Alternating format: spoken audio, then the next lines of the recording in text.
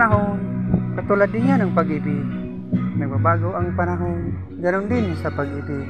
Kaya kung maghanap ka rin lang ng mamahalin, piliin mo na yung mas mahal mo talaga, hindi yung napipilitan ka lang.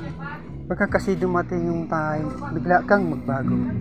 Hindi pala siya ang kailangan, dahil ang gusto ng puso mo pala yung matatag na tao, matibay, naharap ang anumang hamon sa buhay, marunong maglaan ng oras para sa ikatibay ng inyong relasyon sa panahon kayo, para tumibay ang pagkasyon na yan ang kailangan. Huwag mong sabihin wala ka, responsibilidad mong pangalagaan na naging kayo ng bago, tama din.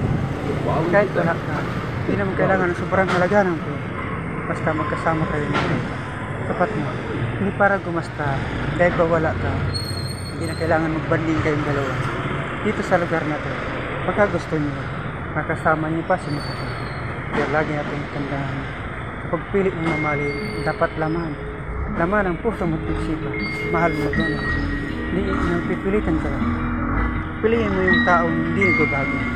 Hindi katulad ng yung taong marunong magsakripisyo, mag-alay ng langan, at handang magbuwis ng buhay. Piliin mo yung taong kaya kang ipaglaban, pagtulak, kahit hindi niya kaya, mapipilitan siyang gumawa dahil sa ilan. Ganyan ang tunay na pag-ibig, mamahaling kang tunay. Pero lagi natin tandaan, sa pili ng mamahal, dapat laman ang puso, mahal mong tunay.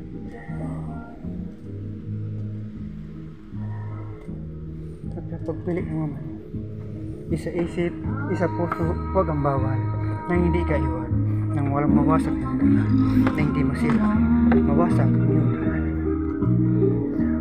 Welcome, Exia Face. Maligaya kong harapin ang unang kong kabanata sa Exia Face.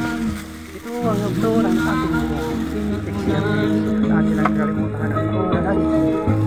Mga nawakaw, ikaw magkasa. Maraming salamat sa mga.